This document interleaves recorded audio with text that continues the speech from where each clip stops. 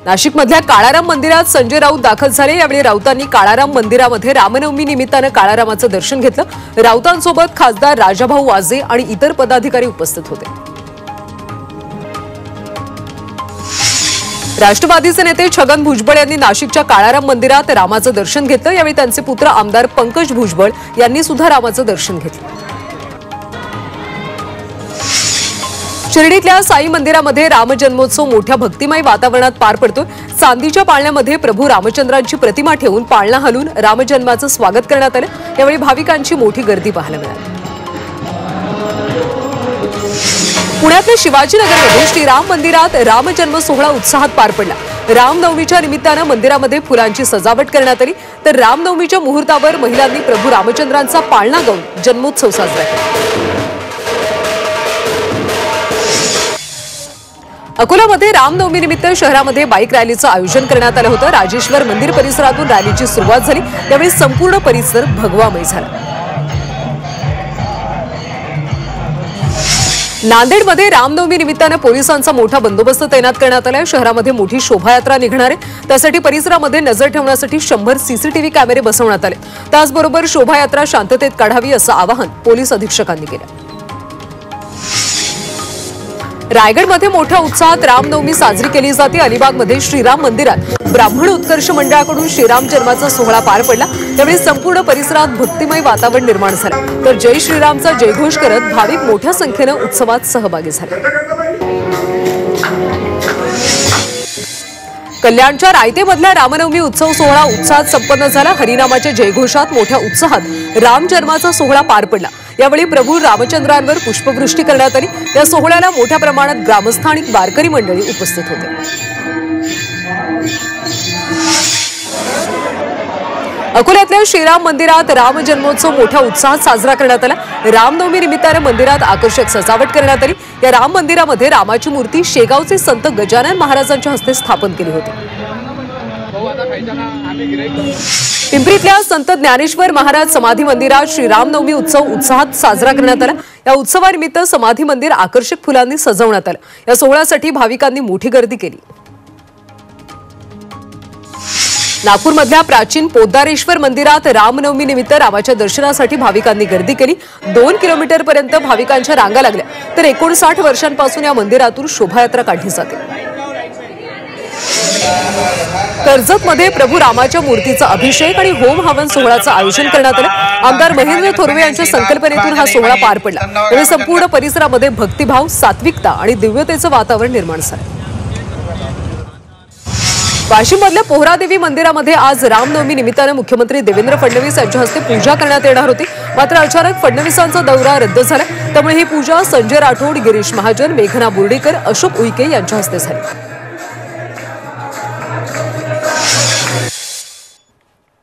वसईतल्या भाताणे गावामध्ये रामनवमीच्या निमित्तानं चित्रकार कौशिक दिलीप जाधव यांनी रामफळाच्या पानावर प्रभू रामांचं चित्र रेखाटलं। वसईमध्ये रामनवमी मोठ्या उत्साहात साजरी होती आणि याच पार्श्वभूमीवर कला शिक्षक कौशिक जाधव यांनी अनोखी कलाकृती सादर केली। यवतमाळमध्ये रामजन्मोत्सवाचा उत्साह पाहायला मिळतोय। गावागावात श्रीरामाची शोभायात्रा काढण्यात आली। पारंपरिक वेशभूषा परिधान करत शेकडो रामभक्तांनी शोभायात्रेत सहभाग घेतला। कर्जतच्या दहिवली इथल्या गणेश घाटावर श्रीरामांची भव्य मूर्ती उभारण्यात आली। आज संध्याकाळी रामनवमीचं औचित्य साधून या मूर्तीचं लोकार्पण होणार आहे। या सोहळ्याला आमदार महेंद्र थोरवे, माजी आमदार सुरेश लाड उपस्थित राहणार आहेत। सांगलीच्या पलूस तालुक्यातल्या नागाठणे इथल्या नागेश्वर भैरवनाथ यात्रा मोठ्या उत्साहात संपन्न झाली। यात्रेच्या निमित्तानं गुलाब आणि खोबऱ्यांची उधळण करण्यात आली। मानाच्या सासरकाठी आणि देवाच्या पालखी भेटीचा सोहळा उत्साहात पार पडला। अमरावती जिल्ह्यातल्या तळेगाव दशासरमध्ये घाटी श्रीराम मंदिरामध्ये रामजन्माचा उत्सव साजरा होतो। यंदाचं या उत्सवाचं 102वे वर्ष आहे। कलश स्थापनेनं राम मंदिरात सप्ताहाला सुरुवात झाली। यावेळी रामरक्षा पठणासह विविध धार्मिक कार्यक्रमांचं आयोजन करण्यात आलं। रामनवमीच्या पार्श्वभूमीवर मुंबईमध्ये पोलिसांचा कडक बंदोबस्त तैनात करण्यात आला। 13,000हून अधिक पोलीस तैनात केले। कोणताही अनुचित प्रकार घडू नये यासाठी सीसीटीव्हीतून सुद्धा लक्ष ठेवलं जातं। श्रीरामनवमी निमित्त नाशिकच्या तपोवनमध्ये मोठी गर्दी झाली। 70 फूट मूर्तीसमोर नतमस्तक होण्यासाठी भाविकांनी पहाटेपासून रांगा लावल्या। रामायण काळामध्ये प्रभू श्रीरामाने नाशिकच्या दंडकारण्यामध्ये आपला वनवास भोगला होता। शिर्डीमध्ये रामनवमी उत्सवाचा आज मुख्य दिवस आहे। लाखो साई भक्त शिर्डीत दाखल झाले, त्यामुळे साई नगरी गजबजून गेली। भाविकांना साई समाधीचं दर्शन व्हावं यासाठी आज रात्रभर साई मंदिर खुलं राहणार आहे। देहू रोडमध्ये रामनवमी निमित्त भव्य शोभायात्रा काढण्यात आली। यामध्ये कालभैरव अघोरी आखाडा नृत्य विशेष आकर्षण होतं। मिरवणुकीमध्ये महिला पुरुषांनी भगव्या रंगाचे कपडे परिधान केले होते। संपूर्ण देहू रोड बाजारपेठेतून ही मिरवणूक काढण्यात आली। अहिल्यानगरमध्ये रामनवमी निमित्त निघणाऱ्या मिरवणुकीसाठी पोलिसांचा चोख बंदोबस्त तैनात करण्यात आला। कोणताही अनुचित प्रकार घडू नये यासाठी काळजी घेण्यात आली। एकूण 600 पोलीस कर्मचाऱ्यांचा बंदोबस्त आहे।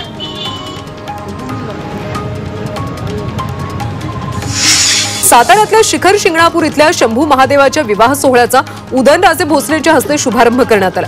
उदयनराजे यांच्या हस्ते महादेवाची पूजा करून उत्सवाला सुरुवात झाली। 9 एप्रिलला यात्रेचा मुख्य दिवस असून मुंगी घाटातून कावड चढवून महादेवाला अभिषेक घालण्याचा कार्यक्रम पार पडणार आहे। नटराज नाट्यकला मंडळाच्या वतीनं बारामतीमधल्या कला शिक्षकांसाठी चित्रकला कृतीचं आयोजन करण्यात आलं। या प्रदर्शनाचं उपमुख्यमंत्री अजित पवारांच्या हस्ते उद्घाटन करण्यात आलं। यावेळी एका चित्रकारानं अवघ्या काही क्षणात अजित पवारांची हुबेहूब प्रतिमा रेखाटली। अजित पवारांनी सुद्धा या कला शिक्षकाचं कौतुक केलं। लोणावळ्यामध्ये राष्ट्रीय कोळी महासंघाची कार्यकारिणी बैठक पार पडली। विधान परिषदेचे आमदार रवींद्र पाटील यांच्या अध्यक्षतेखाली बैठक झाली। यंदा नवीन कार्यकारिणी निवड करण्यासाठी ही बैठक आयोजित केली होती। अकोल्यामध्ये शेतकऱ्यांनी मंत्री माणिकराव कोकाटे यांच्या फोटोला चपला मारो आंदोलन केलं। कोकाटे यांनी कर्जमाफीवरून वादग्रस्त वक्तव्य केलं होतं। त्यांच्या विधानाचा निषेधार्थ म्हणून शेतकऱ्यांनी जोरदार घोषणाबाजी करत आंदोलन केलं।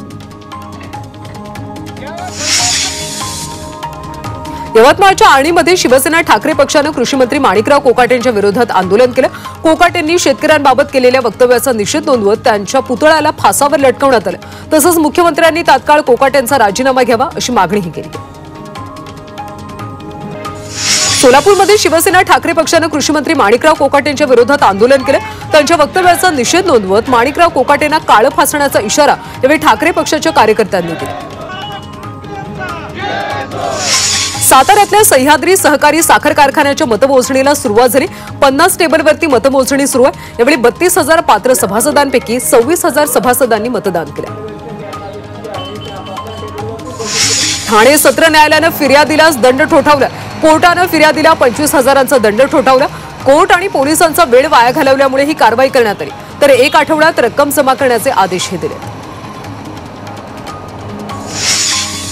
कल्याण तालुक्याच्या ग्रामीण भागातल्या रेवती ग्रामपंचायतीचे सरपंच पूजा जाधव यांच्या विरोधात अविश्वास ठराव मंजूर झाला। पूजा जाधव यांच्यावर पदाचा गैरवापर केल्याचा आरोप आहे। अखेर त्यांची सरपंच पदावरून हकालपट्टी करण्यात आली। मुंबई हायकोर्टाने हिंदुस्तान कोका कोला कंपनीच्या 2,500 कोटींच्या जीएसटी मागणीला स्थगिती दिली। कंपनीनं वितरकांना पूर्वलक्षी सवलती देऊन वस्तूंचं कमी मूल्यमापन केल्याच्या आरोपांवरून जीएसटीची मागणी करण्यात आली होती। पुण्यातल्या शिरूरमध्ये एका हॉटेल व्यावसायिक महिलेच्या गळ्यातल्या मंगळसूत्राची चोरी झाली। या चोरीची घटना सीसीटीव्हीत चित्रित झाली, तर शिरूरमधल्या मंगळसूत्र चोरीची ही दुसरी घटना असल्याने महिलांच्या सुरक्षिततेचा प्रश्न निर्माण झाला।